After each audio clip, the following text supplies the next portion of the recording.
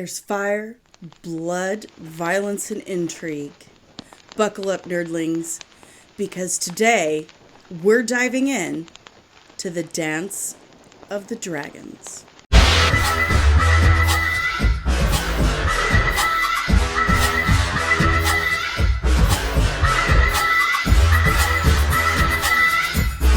What is up, nerdlings, and welcome back to my channel!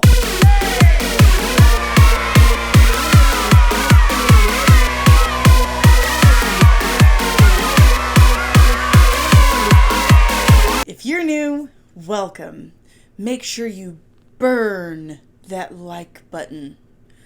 Destroy the subscribe and conquer that bell so you get notified whenever I'm back with another one of these magnificent videos. I'm your host, Danny Sonsisi, licensed cosmetologist and registered super nerd, and this is Comics and Cosmetics, the show where I talk about whatever nerdy topic I've been obsessing about that week while doing an inspired makeup look at the same time while you watch.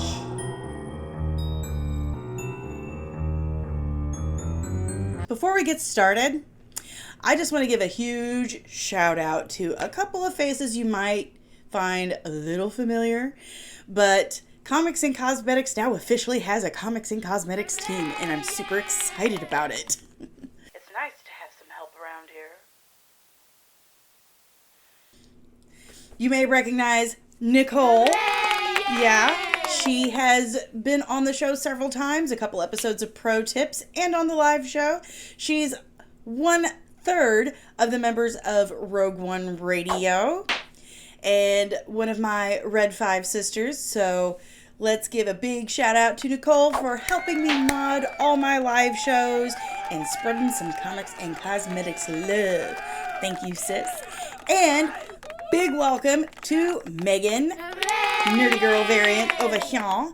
You've seen her on the live stream before, but she has now, for some weird reason, maybe she's a glutton for punishment, but she has volunteered to be the Comics and Cosmetics social media manager. So let's all give a huge round of applause to Megan because, look, nerdlings, y'all know that I am not good at social media. So big thanks to Megan for falling on that sword for all of us.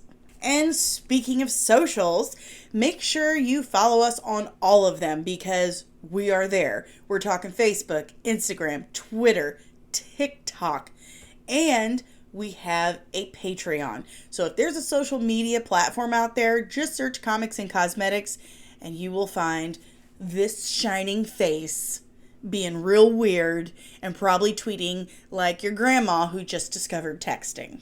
This week, as I told you, from the future, we are talking about the Dance of the Dragons. Wait, stop. Not Dance of the Dragons, not this Dance of the Dragons. We're talking about the Dance of the Dragons, the War of Fire and Blood.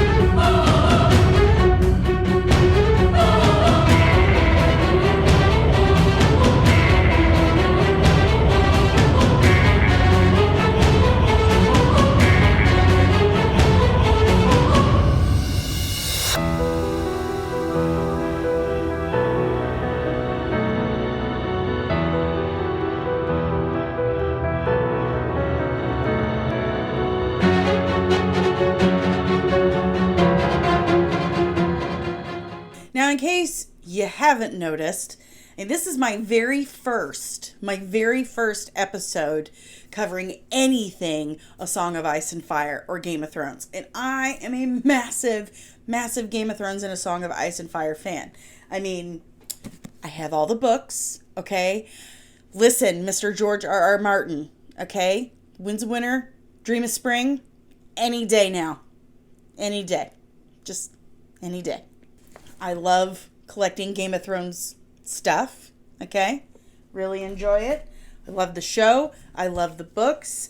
I love the merch. In fact, I use Jaime Lannister's golden hand to get hot things out of the oven. It's very handy. Anyone else think that the Greyjoy sigil looks like a uterus and ovaries? Just me? I do need therapy. The Targaryens are my favorite house. I find them to be the most interesting. Definitely the most incesty. Okay?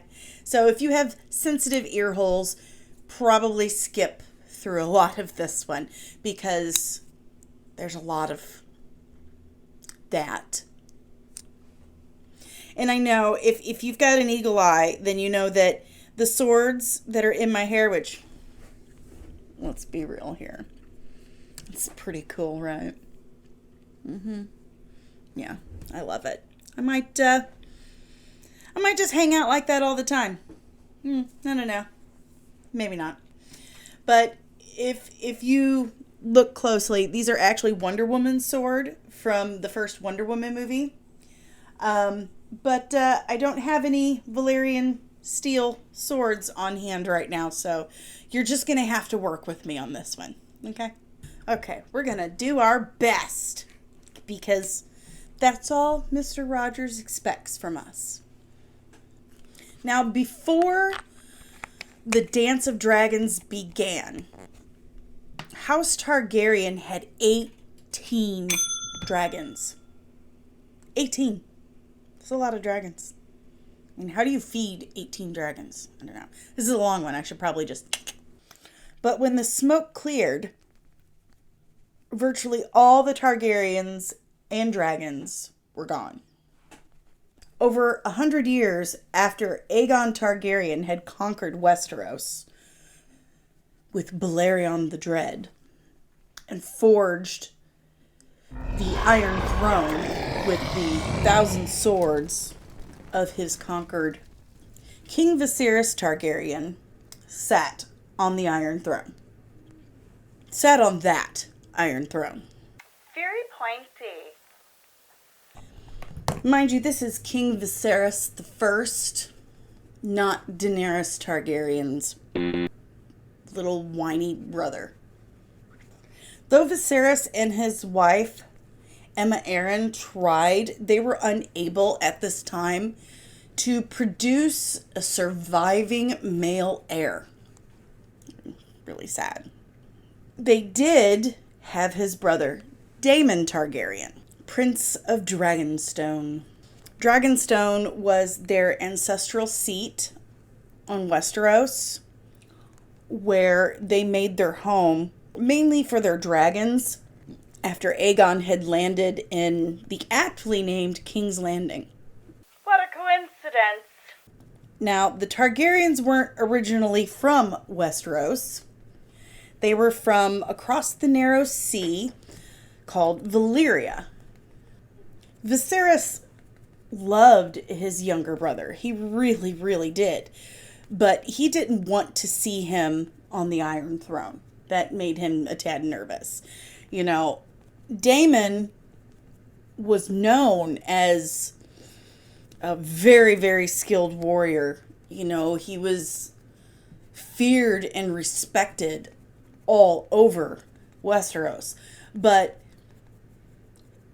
you know, they just didn't think he was fit to rule since he was less interested in ruling than he was, you know, fighting and drinking and screwing off. He had a hot temper, and he was not afraid to show it. But since he didn't want to see his younger brother on the Iron Throne, Viserys couldn't just say, no, you're not my heir, and then not give him anything. He gave him a seat on the small council to kind of appease him. However, the Hand of the King, Sir Otto Hightower, was not a fan of this. Sir Otto Hightower hated Daemon Targaryen. And he made absolutely no qualms about it with King Viserys I. So instead of removing his loyal Hand of the King, Viserys chose to remove his brother Daemon from the small council. But instead of leaving him with nothing, he made him the commander of the City Watch, commander of the Gold Cloaks. Yay, what could go wrong? Still, this concerned Hightower. He was worried that if something were to happen soon to King Viserys I, that Daemon would inherit the throne, since King Viserys still had no sons of his own. This is when Otto suggested, now remember this, it is Sir Otto Hightower, the Hand of the King, that initially suggests this action. He suggests that Viserys I name his daughter Rhaenyra as his heir. Viserys wasn't exactly on board with this at first because he still held out hope that he and his wife Emma would produce a successful living son that he could name as his heir. She does have another child. However, Queen Emma dies in childbirth, and the poor boy died the next day. When a very drunk Daemon Targaryen hears about this, he makes jokes how the boy was only heir for a day. That his brother was only able to produce a son and heir for one day.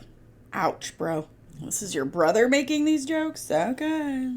Even though Viserys knew that his dumbass brother was drunk when he made these comments, he was quite understandably furious. And it was this that convinced Viserys I to agree with what his hand had initially suggested and decides he will in fact name his daughter Rhaenyra Targaryen his heir to the Iron Throne, as well as Princess of Dragonstone. Isn't that Daemon? Isn't he the Prince of Dragonstone? Oh, shit. He did not. He did. Oh, my God. So, as I'm sure you could guess, Daemon wasn't exactly excited to hear this news. No. He immediately left King's Landing, just I'm out. And Viserys decides to keep his daughter Rhaenyra extremely close because he wants her not only safe and protected, but he wants her to learn how to rule. Also important, he wants Rhaenyra to learn everything about ruling Westeros. So he has her sit in on all his meetings, okay? He has her sit in on everything. He is tutoring her himself to rule the entire nation. Despite him having experienced so much and having gone through so much, King Viserys I was only 29 years old. He wasn't even 30 years old yet. And since he was still this very young man in his late 20s and a king, Otto Hightower is hey, you really need to remarry. His maesters and everybody, they're you have got to remarry. It is imperative. And I'm sure it gets lonely in the Red Keep by yourself. So, of course, it is suggested that he take for a wife Otto Hightower's 18-year-old daughter, Alicent. Wonder whose idea that was. And in fact, everyone agreed. Everyone. She and Rhaenyra even got along really well. And at the wedding, Alicent kissed Rhaenyra upon her head and named her daughter. When the messenger delivered the news to Daemon that not only did his brother remarry, but he remarried Sir Otto Hightower's daughter, he was so pissed that he beat the messenger almost to death. Like, I guess he's never heard that phrase, like, don't shoot the messenger. I mean, technically he didn't shoot him, but shit, dude. Chill. It's not like he married your brother or Sir Hightower's daughter. So Rhaenyra was the heir. Her father, King Viserys I, remarries Alicent Hightower, who turns out to be incredibly fertile. Unlike his previous wife, Alicent is able to give him sons. Not one, but two. She first gives birth to Aegon II, then to his second daughter, Helena, and then she gives birth to their youngest son, Aemond. This is when her relationship with Rhaenyra starts to fray. Like, here, Alicent has produced children. She's produced two sons, an heir and a spare, they used to say. And yet, Rhaenyra remained the heir to the Iron Throne. Well, remember I said that Viserys took Rhaenyra under his wing. He was tutoring her to become the ruler of Westeros. I mean, he's been training this girl for quite some time to become a ruler. You don't just toss that all away. So here he has these two women who are very important in his life. His wife, the mother of his 3 new children, and his daughter, the heir to the throne. They both wanted desperately to be, the first lady of Westeros. But so although Viserys now had the sons he always wanted, he still wanted Rhaenyra to follow him onto the Iron Throne. He figured, the matter's already settled. He's already got it in his will. It's already been, this big deal. He had this huge, ornate ceremony crowning her Princess of Dragonstone and heir to the Iron Throne. So why keep going over this? Now, clearly, obviously, Alicent wanted her son Aegon II to be the heir to the Iron Throne. Now, if you had lived in times like these, you probably would want your son to be heir to the throne as well. This issue right here is what starts blacks versus greens. Alicent was known to wear this beautiful kind of hunter green all the time. She had this beautiful velvet hunter green dress she liked to wear. And Rhaenyra, as typical, chose to wear the colors of her house, which were, let me remind you, black and red. Right there. So, some supported Alicent's claim, while others supported Rhaenyra's. Blacks and the greens. Each woman had passionate supporters. Many believed that Alicent's son should be the heir to the Iron Throne, as was, common for the times. Just in fairly recent history here in reality, did England finally change the laws of succession. So it only made sense to all of them that, hey, well, he's got a son now. We don't need this chick. But then you had Rhaenyra's supporters. She had many supporters that were equally as passionate, that felt like, hey, the king said he wants his daughter to be the heir to the Iron Throne, and we should respect that. I mean, I can understand that too. They're being loyal to their king. Clearly he knows what he's doing. We should just let him do it. This back and forth of the blacks and the greens pretty much all but guaranteed that when the day came that Viserys did die, a countrywide war was assured.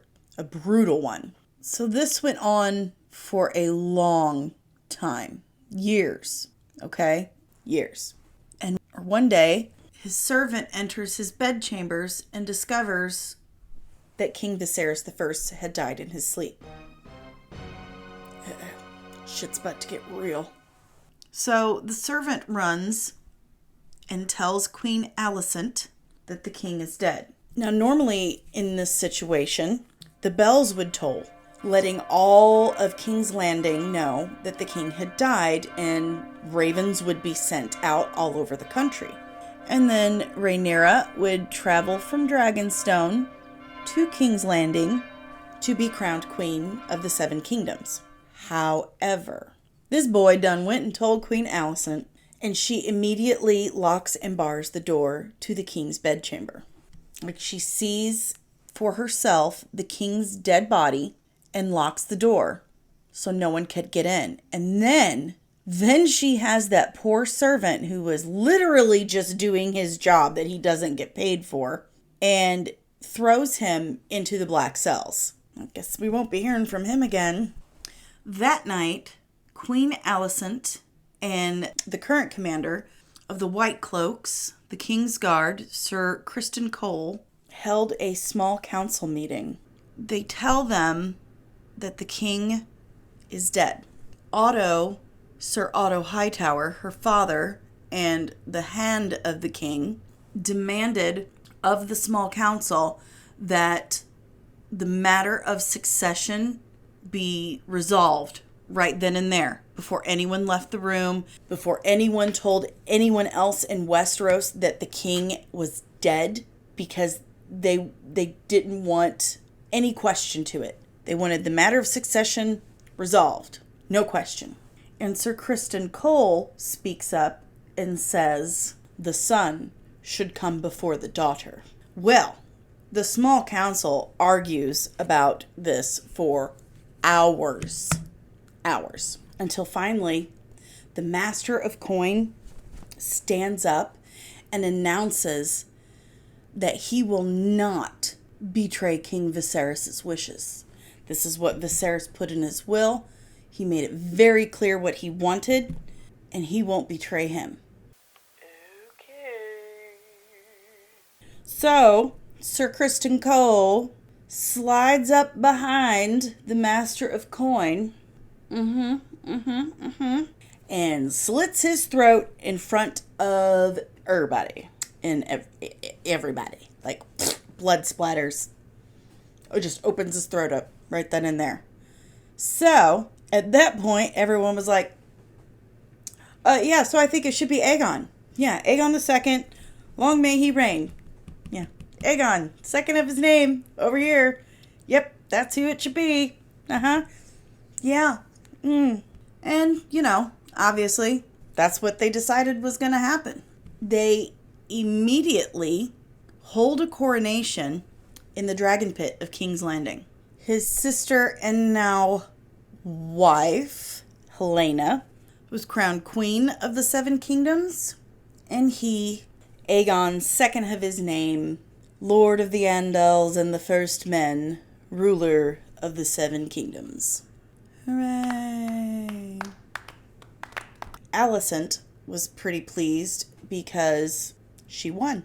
Her son was the king.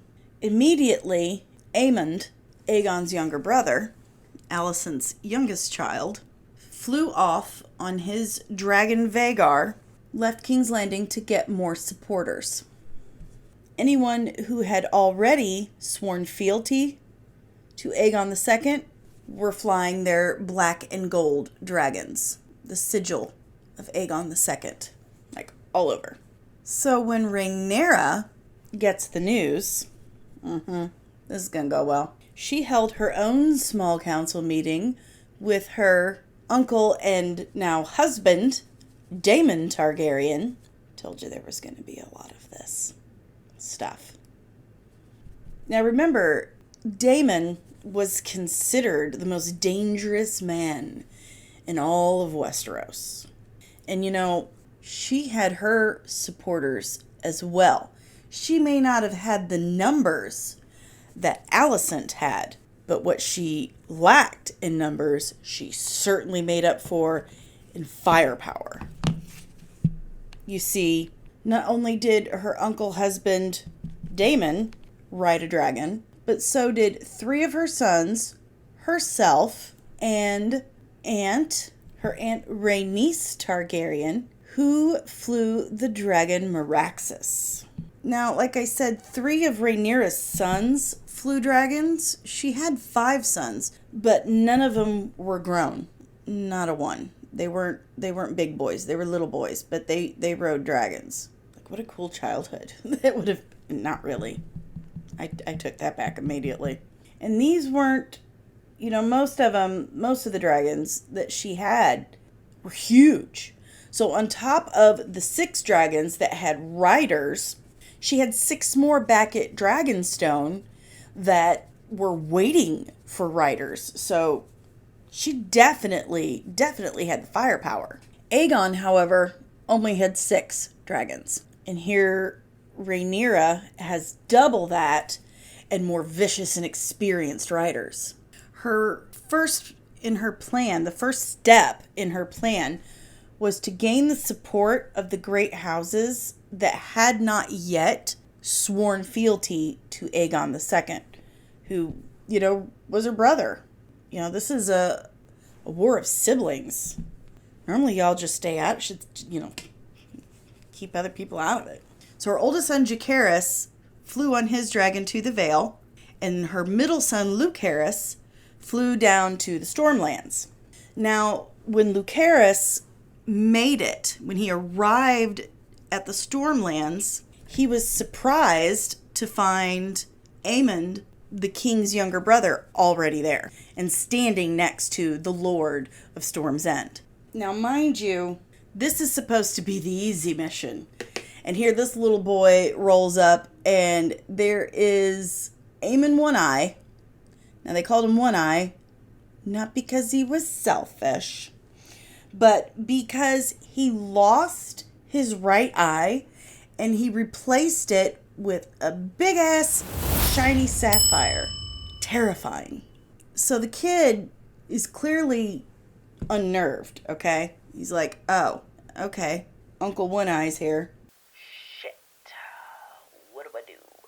But even though he knew that this is a really bad situation, he still stood his ground and tried diplomacy. God love him. Poor Lucerys. So he tries to reason with Lord Baratheon and help him see that his mother, Rhaenyra, is the obvious choice. But Lord Baratheon had already made up his mind. So little Lucerys, sounds like I'm saying Luke Harris, but it's Lucerys. He runs from Storm's End and mounts his dragon, Herax, and takes flight.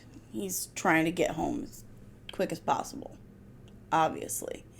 But they don't call it the Stormlands for nothing, and the Stormlands were certainly experiencing a doozy at this time. Like, seriously. It's really coming down, and there's lots of thunder and lightning just everywhere. When the sound of thunder starts to get drowned out by the roar of Vhagar, Aemond was right behind him. He couldn't just let the kid leave. He was like, all right, you in, bye. And then I'm going to go hunt down this child on his little bitty dragon, because, it was one of the smaller ones, and he hunts him down. So amidst all this strong wind and lightning and thunder is this dragon that is several times the size of his own Herax. And it had already, at this point, being the older dragon and more experienced, had survived over 100 battles. He's obviously terrified. Like, doesn't seem like a difficult fight. So as they flew over Stormbreaker Bay, Aemon and Vhagar knocked Herax and Lucerys from the sky, and they sunk into the sea below. And now, the real war, the war of fire and blood, begins. When Rhaenyra gets the news that her son has been killed by Aemon, she immediately collapses. Like, she passes out straight away. Can you blame her? It's terrible. Not only is your son dead, but he was killed by your brother. When she comes to, she almost considered just like, no, they win. Just stopping right then and there and just giving up on the whole operation. Like, why? Why should I even do this if, they're just going to kill my children? But she gets a letter from Daemon, her uncle husband, a raven, and he says that her son will be avenged and that he had a spy master in King's Landing who also happened to be his mistress. Okay. And thanks to this spy master, Rhaenyra and Daemon were able to hire a couple of assassins. These assassins were known as Blood and Cheese. Blood was a former Gold Cloak, City Watch, and Cheese was a rat catcher for the palace and very familiar with the layout of the Red Keep. The Red Keep being where the royal family lives and sleeps. So Blood and Cheese are able to sneak into the Red Keep just as Queen Helena is putting her children to bed. They sneak in, grabs her two sons, and holds daggers to their throats. And they tell her to choose which of the boys is to be killed. Now, Helena, being the mother that she is, begs them to kill her instead. But they completely ignore her. In her grief and panic and sadness, she chooses the younger son, Maelor, because the elder is King Aegon II's heir. He's lived more life. And Cheese whispers into the little boy's ear, "Do you hear that, little boy? Your mama wants you dead." And with that, Blood cuts off the head of the older boy. Told you, this one's brutal. Rhaenyra then moves to her next strike. Daemon flew his dragon, Caraxes, over Harrenhal. But when the Lord of Harrenhal saw him and Caraxes, he immediately surrendered. Like, I don't want none of this shit. You can have it. And then after, the Vale and Winterfell both declared for Rhaenyra. Now, obviously, when Alicent and Aegon II find out about all this, they're pissed. They're really, really, really mad. Okay? Aegon is so mad that he actually fires his grandfather, Sir Otto Hightower, as his hand to the king, and names Sir Criston Cole as the new hand of the king. Cole swears that he would raise everyone who supported Rhaenyra to the ground. Any traitors, he would absolutely destroy. He would make them pay. So first, he takes the army, the king's army, to Rook's Rest, which just so happens to be right outside of Dragonstone. Yeah. And when the Lord of Rook's Rest sees the army, he contacts Rhaenyra. He sends a raven. Like, hey, they're here. Like, they're here. Help. Well, he had to watch the king's army burn his fields and lands for 2 days. 2 days he waits. And finally, a shadow appeared. But it wasn't Rhaenyra. She had sent Rhaenys on her dragon, Meraxes. As she was setting the army ablaze, she suddenly discovers that it was a trap. Because out of the clouds, not only comes Aemond on his dragon Vhagar, but it was also the king himself, Aegon II, on his huge, magnificent, beautiful dragon Sunfire.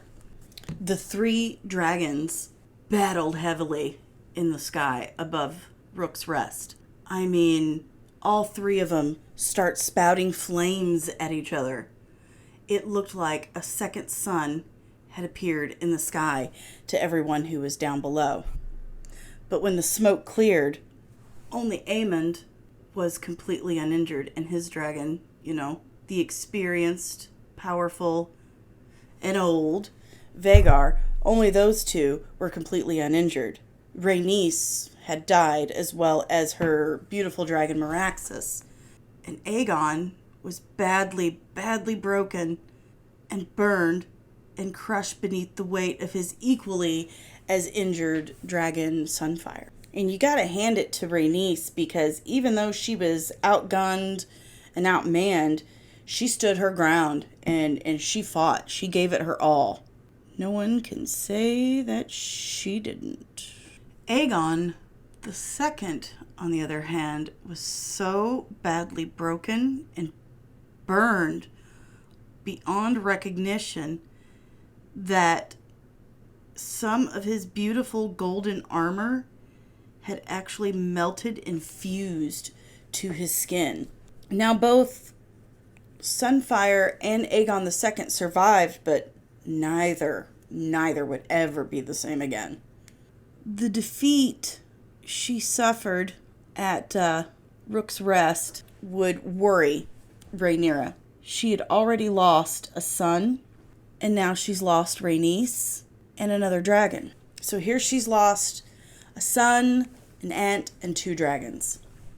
And she's like, if this continues, I don't want to lose all my kids and all my dragons. This will all be for naught if that happens. So she sneaks her two youngest sons off across the narrow sea. Like, she's sending them back across the narrow sea where her family came from to keep them protected and keep them safe. But shortly after they left the harbor, one of those sons returns, badly injured, with his dragon. They had been attacked almost immediately after they left. So her eldest, Jacaerys, who's not taking that shit lying down, decides to go off and rescue his younger brother and his dragon and burn that fleet for, attacking them. But as soon as Jacaerys arrives at that fleet, they hook him like a fish and they drag him down into the sea along with his dragon. Like, things are not going well for Rhaenyra right now. Not only does Jacaerys and his dragon sink into the sea and she loses another son, but they never did find her other one. No one ever knows what happens to him or his dragon. She had now lost 3 sons and their dragons, and she was starting to lose her advantage. Things were not going well. But as you recall, she still has 6 dragons on Dragonstone that required riders. So she puts out the call to all of the Targaryen bastards, and there were many, on Dragonstone. She tells everyone that if any of the Targaryen bastards can mount and ride any of her 6 dragons, she would give them gold and titles. Now, I could tell you to guess how many of the Targaryen bastards died trying to achieve this, but pretty sure you already know the answer is a whole lot. Many of them died before they even mounted the dragon. They hadn't even mounted any of the dragons, and they were just gobbling them up, roasting them and eating them. Okay, is it really worth it? Is it worth the gold? Is it Rhaenyra? Bitch, I didn't even vote for you. So 4 of them are able to pull it off. Yay! And she immediately offers them the money and titles and enlists them in her army. Now, because King Aegon was very badly burned, Aemond had kind of taken over the army, like ruling the army. He's like, I'll take care of this while my brother's, resting. I know, I'm such a good brother. Well, Aemon One-Eye really wanted vengeance. Like, really, really. Well, him and Sir Criston Cole, the Hand of the King, march the army right to Harrenhal with the intention of taking it back from Daemon. But when Aemond and Cole get there, they discover it's completely empty. Like, everybody is gone. And they just kind of assumed that they had seen them coming and, ran away. They're like, oh, well, they were so scared of what we would do to them, they RUNNOFT'd. That's fine with me. And that's fine with me too. I'm okay with that. So now, Aemond and Sir Criston Cole have Harrenhal and they're like, we are the best. Check us out. We're winning everything. All I do is win. Except they were wrong. It was a trap. It was a trick. So what it had done was, because Aegon was very badly burned and unable to really do anything, and Aemond One-Eye and Criston Cole had taken the army and their dragons, or Aemond's dragon, to Harrenhal, King's Landing was basically defenseless. So our girl Rhaenyra, what had happened was, while Aemond and Sir Criston Cole and the army were marching to Harrenhal, Daemon and Rhaenyra just flew right over him and straight to King's Landing and just walked in. And basically everything was handed over to them. The small council immediately handed over Queen Helena and Dowager Queen Alicent. And they're like, oh, here you go. Here's these two. Like, that was easy. Now that the city was hers, Rhaenyra was finally able to sit on the Iron Throne. When Aemon One-Eye found out what his arrogance and hubris had cost everyone, he flew off on Vhagar and burned every single village that he came across that he suspected of being a traitor. Psycho. Aemond had abandoned the army. Like, he took off. He left it, which left Sir Criston Cole to march by himself with the army to King's Landing. That doesn't seem like a good idea. You see, it wasn't a good idea because Sir Criston Cole would never make it to King's Landing. In fact, he didn't make it past the River Lords. They found him, and as he begged them for one-on-one combat, they were like, no, that's not happening. And then they filled him full of arrows. And once they pump him full of arrows, they destroy the army too. So Rhaenyra then sends her Targaryen bastards on their dragons off to Tumbleton to burn the Aegon supporters there. And yeah, they burn the Aegon supporters, but they burn her supporters as well, like all of them. So her bastard Targaryens that she gave money, lands, titles, and dragons to had betrayed her. Well, she began to suspect that all the bastard Targaryens were against her and that they would all betray her. And when she found out that her husband Daemon had been sleeping with one of them, a woman named Nettles, she loses it. And she tells him, that if he loves her, if, he wants to make this right, he will send her Nettles' head and return to King's Landing immediately. When Daemon receives Rhaenyra's message, he allows Nettles to escape. He's like, look, baby, listen. You gotta go. My wife has found out. So, she gonna kill you. She gonna make me kill you. You gotta go. This obviously pisses Rhaenyra off, like, way more. You did what? Shouldn't have married my uncle. So, even though Rhaenyra's like, hey, give me her head and then come home now, he's like, lets her escape and then flies off. But he doesn't fly to King's Landing. No, he does not. He sends a message to his nephew, Aemond. He says, yeah, meet me at Harrenhal. I'll be there alone. So, Daemon and his dragon, Caraxes, wait at Harrenhal for like 2.5 weeks. And finally, Aemond shows up on Vhagar. Like, finally. Shit. Fortnight. And as soon as the sun sets, both dragons take to the sky. Now, Caraxes, being the younger of the two dragons, like bolts, he takes right off. Straight up into the sky to the point where he, like, disappears. And we note that Daemon has not fastened his seatbelt.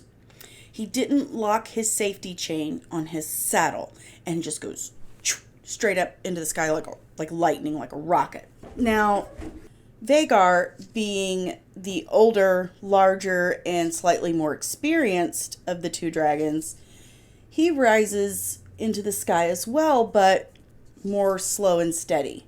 He rises up more gradual. But then, like a bolt of lightning, Caraxes shoots straight down at Vhagar, and he wraps his jaw around Vhagar's throat. Well, at the same time, Vhagar rips open Caraxes' belly.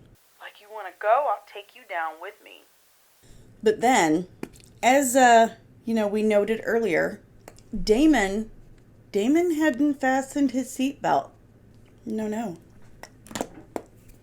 And now he's standing up in the saddle, and in his hand is Dark's sister, the Valyrian steel sword that belonged to Visenya, sister to Aegon I, the Valyrian steel sword of the Targaryen house.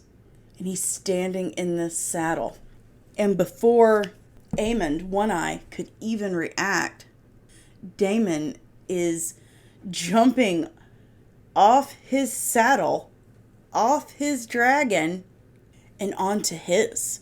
So now all Aemond can do is look up as Daemon is standing above him on his own dragon, holding Dark's sister up, and plunges it down through his only remaining eye, so hard that it comes out the back of his throat.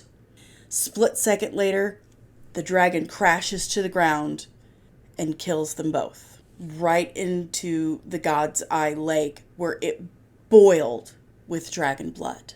Unlike Aemond One Eye, Daemon's body was never found. Now, back in King's Landing, Queen Helaena flings herself, or is thrown, or pushed, from her balcony.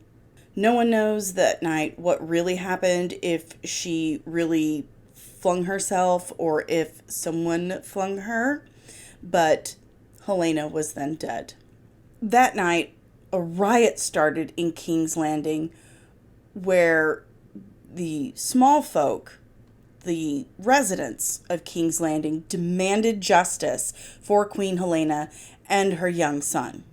A one-handed man appears, and starts demanding that all dragons must be disposed of.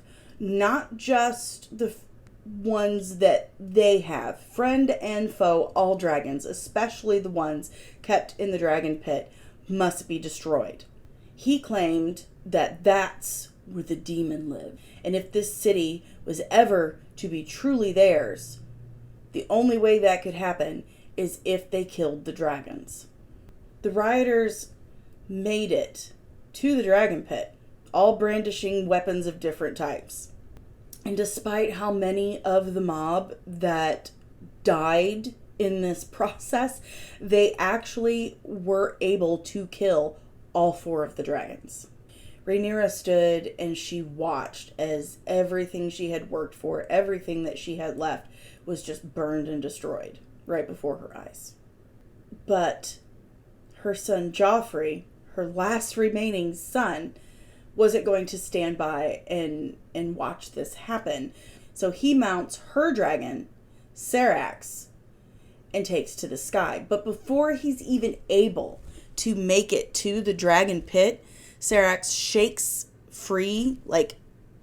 Joffrey off of him, and Joffrey falls to his death. And it wasn't her last remaining son. It was one of her younger sons. It's at this point that Rhaenyra she abandons the Iron Throne altogether. And she then sails back to Dragonstone with her one remaining son with her. She had hoped to get back to Dragonstone and hatch the dragon eggs that they had there. But as soon as they arrive, her guards were slain right in front of her. As she makes it to the throne room, there she sees her badly burned and broken brother Aegon II sitting on the throne of Dragonstone, with his dragon Sunfire beside him. She sees him and says, "I had hoped you were dead." And he replies, "You first." And Sunfire roasts her and eats her in 6 bites in front of her son. Rhaenyra was dead. King Aegon II had won. And he was back on the Iron Throne. 6 months later, he was actually poisoned by his own men. And the son that he forced to watch Rhaenyra, his own mother, get eaten alive, assumed the Iron Throne, wed to Aegon II's daughter. And there you have it, my nerdlings.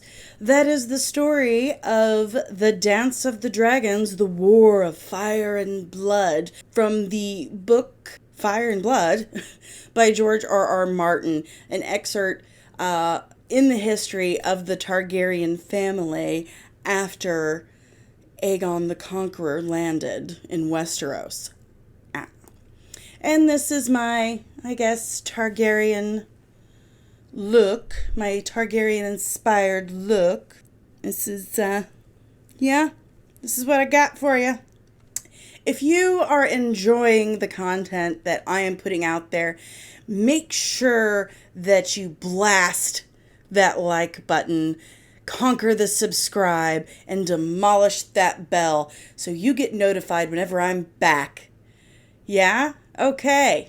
I'm here every Saturday with another nerdy breakdown and another nerdy inspired look, and I'm here every Sunday with a few of my friends talking about whatever nerdy topic we've been obsessing about that week. If you'd like to support the channel, please consider joining our Patreon. It's pretty great. We've got some great people in there, and I do show some behind the scenes, some extras, some bonus material, some bloopers, and I give you a heads up on what's coming out.